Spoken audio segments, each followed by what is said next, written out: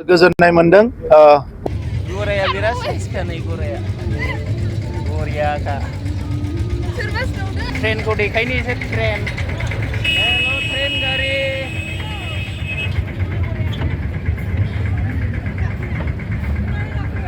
ओरैहाय दं हाप्पि new year जाफैबाय बियो आइ लाभ इउ आइपुवालिमोन दा हाप्पि निउ इयार आइ लाभ 2025 जाफैबाय नै लाबा दं गाहायाव 25 दं गोदान बोसोर गोदान मिजिं लानानै आवगायदो दखानजोंनो बुंफबजोबखाबाय आरो लोगोफोरना नायदो सोर सोर फानो बे जायगायाव बेनिखायनो आइपुवालि दोनखादों खोमा मा होननाय जायो बेबा आइपुवालिया सोंनि मिनिङा मा जायगा मोनसेयाव हाजारसे फैबाय नै बाजैनि बायदि जायगायानो हाजारसे गयल'आवनो जेबो गैथारा बावनो हाजारसे नांगौ जायगा फाननायथ' सिगाङो 100 लादोंमोन ओमफ्राय 1 थारिखनिफ्राय 200 लादों आरो 1 थारिखनिफ्राय 200 लाबाय होमबा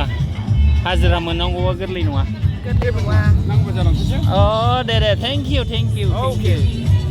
आनो आइपुवालि थारमाने बे आइपुवालि बिमा दैबादानि बिनि फिसाजोनि बिमानि फिसाजो सिगांनि मानसिफ्रासो दोनदों नालाय जों बे एरिया आइपुवालि नाम दोननायखौथ' जों मोनथिया मानो होनबा जोंबो सान्थिफुरनिसो नालाय बे गामिनि नङा नालाय सान्थिफुरनि ना ओमफ्राय बे एरियानि मानसिफोरनाव सोंबा मिन्थिगोन आरो दैनि भागै दोननाय जादों खोमा बे दैनि भागै बिदि दोननाय जादों खार'ने हारसानि नाम दोना बिबा दा रावाथ' हारसानिसो थाबाय बे आइ होनबाय नालाय फै हारसानिसो फै जाहैबाय आइपुवालिया हारसानि फै बर'नि दोननो हायामोन नामा बर'नि दोनस्लायदो दालाय सोर हाबावगोन सोलायदो बेखौ गोबाव थारनांसिगोन ना गिदिर नांगोन बेखौ सोलायनो थाखाय नोंनिबा आइपुवालि होननाया मा होननाय जायो आं बिदिखौ रोंनो थाङालै मिथिया गिदिर नांगोन बेखौ सोलायनोबा फिसाजोखौसो जेनेबा फिसाजो होनो मामि पुवालि जेनेबा उन्दै दा बेसेबां लागोन हांनायखौ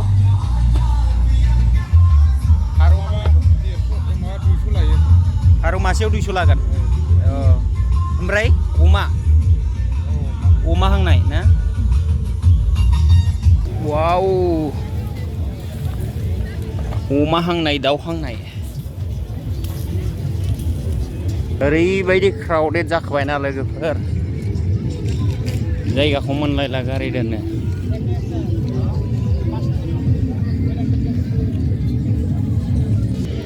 जेरैबो दखान सहरजोंनो बुंफबजोबखाबाय आरो ना लोगोफोर जेरैबो क्राउडेड गारि मटरजों हाद्रि हालाजों हासुदै सोरबा जौ बेदरजों बुंफबजोब्बाय नोंथाङा 2 बार सानग्रोखानाया मोजां आरो आइपुवालियाव फैनो सानदोंब्ला इसिबा गिदिर गारिफोरजों फैयो नायदो जायगा गारि दोननो जायगा गैया नायलांबाय थादो माबायदि क्राउडेड नै गारिफ्रा बैग्रि दालायफ्राव नांजोबो ना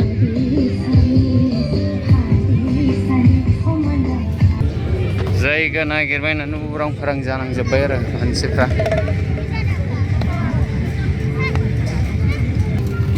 लुखोदों जायगा मोना दुरुं खानानै दोनदों मानसिफ्रा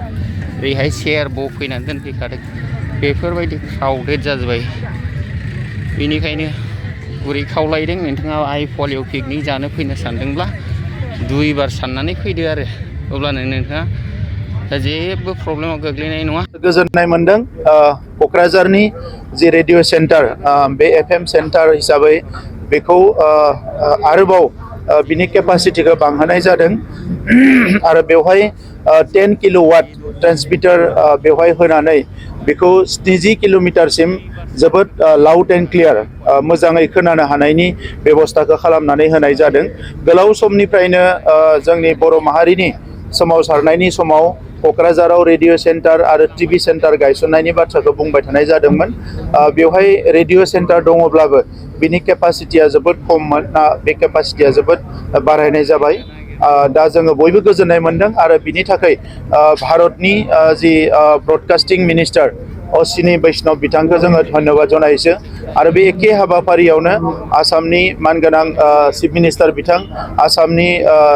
जोंहा गभर्नर लक्ष्मण प्रसाद आचार्य बिथाङाबो दङ दा बिथांमोनखौबो आङो साबायखर बावदों बड'लेण्ड ओनसोलनि रायजो राजानि जानानै बर' माहारिनि जानानै आरो बे रेडिअ सेन्टारनि गेजेरजों जोंनि बिमा रावजों एबा बर' रावजों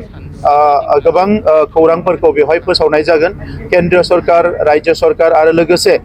दैनन्दिन जानाय माखासे जाथायफोर खौरांफोरखौ रायजो राजाफ्रा रियेल टाइम एबा थाबैनो बेखौ मोननो हागोन आरो बेजों लोगोसे गभर्नमेन्टनि मोजां मोजां स्किम्सफोरखौ जेब्लायबो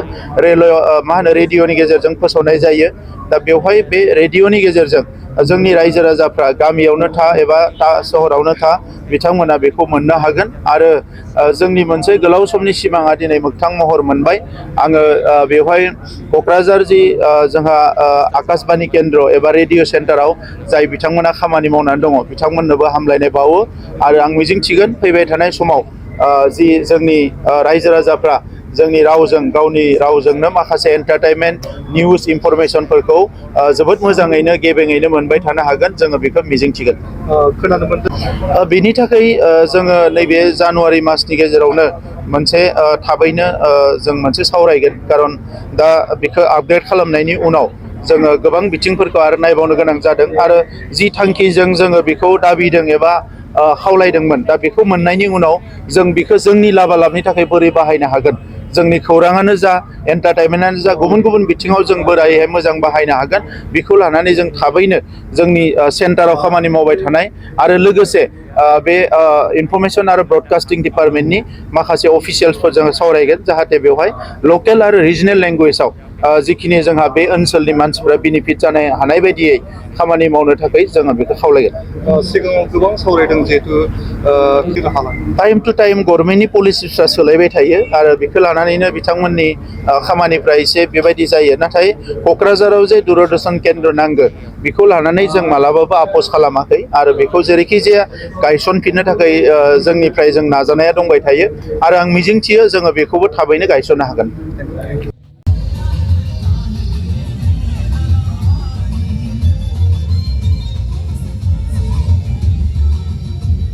फारौ मोनोना फारौ मोनजायो दाहाय हांनाय ना मा बेसेबां लागोन हांनायखौ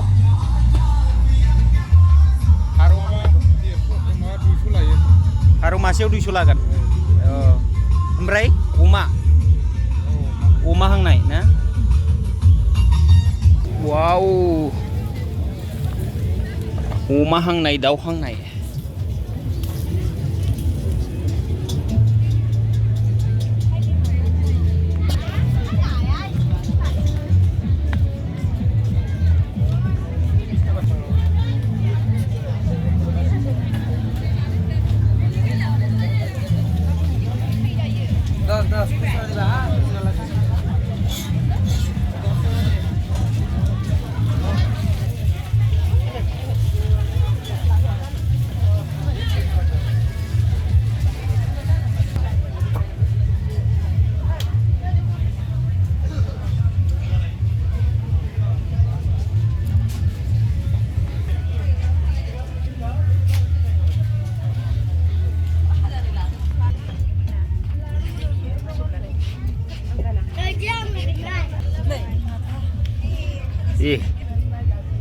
आंलाय सोरगा होनानै नायथाबोखौ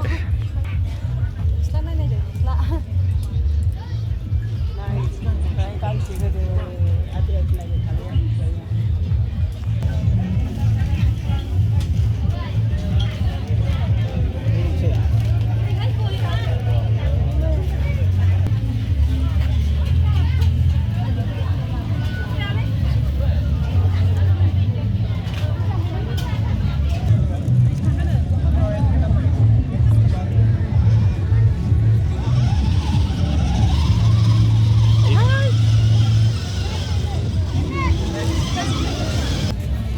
जायगा मोनसेयाव 1000से फैबाय नै बाजैनि बायदि जायगायानो 1000से गयल'आवनो जेबो गैथारा बावनो 1000से नांगौ फैसा लाबाय नोंनाव बुरजा लाथारो हाजारसे गाहाम लाथारदों गयल' फाननायखौनो दाहायसो बुरजा लायोब्ला बै गय फानग्रानिखौ हाजारसे लांदोंनो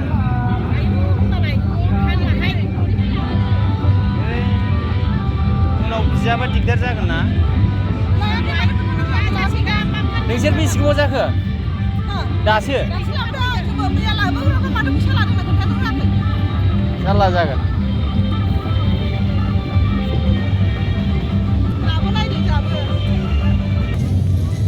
बेसेबांनि बेलाय 50 ini 50 bे 100 ayo जायगा फाननायनि बेसेबां लायो बाजै जायगा फाननायनिथ' सिगाङो 100 लादोंमोन ओमफ्राय 1 थारिखनिफ्राय 200 लादों आरो 1 थारिखनिफ्राय 200 लाबाय होमबा हाजिरा मोननांगौबा गोरलै नङा अ दे थेंक इउ आरो हारसानि मुं आइपुवालि दोननाय जाया बेखौलाय मानो आइपुवालि थारमाने बे आइपुवालि बिमा दैबानानि फिसाजोनि आइपुवालि माने बिमानि फिसाजो सिगांनि मानसिफ्रासो दोनदों नालाय जोंथ' जोंनि चिरां डिस्ट्रिक्टनि जों बे एरियासो मोनथाय दं बे जायगायाव दे मोजां दे मोजां खोन्था मानो आइपुवालि होननाय जायो आइपुवालि नाम दोननायखौथ' जों मोनथिया मानो होनबा जोंबो सान्थिफुरनिसो नालाय बे गामिनि नङा नालाय सान्थिफुरनि ना ओमफ्राय बे एरियानि मानसिफोरनाव सोंबा मिन्थिगोन आरो दैनि भागै दोननाय जादों खोमा बे दैनि भागै बिदि दोननाय जादों मोजाङै मिन्थिया चिरां गोलैजोबो ओमफ्राय बेयाव आइपुवालि बे लामा कमला लागोन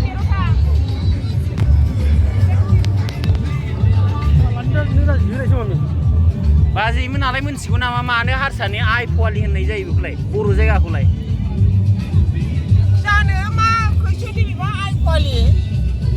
मिन्थिया ना मानो हारसानि मुं दोना बेखौ आइपुवालि मा खारननि हारसानि नाम दोना बिबा दा रावाथ' हारसानिसो थाबाय बे आइ होनबाय नालाय फै हारसानिसो फै जाहैबाय आइपुवालिया हारसानि फै बर'नि दोननो हायामोन नामा बर'नि दोनस्लायनो दालाय सोर हाबावगोन सोलायनो जुगाव गोबाव थारनांसिगोन ना गिदिर नांगोन बेखौ सोलायनो थाखाय नोंनिबा आइपुवालि होननाया मा होननाय जायो आं बिदिखौ रोंनो थाङालै मिथिया गिदिर नांगोन बेखौ सोलायनोबा फिसाजोखौसो जेनेबा फिसाजो होनो मामि पुवालि जेनेबा उन्दै दा बयबो मोजां मिन्थिया जाबाय बिदिबा मोनथिगौ अब्लाबो रुजुनो हाया दे जाबाय दे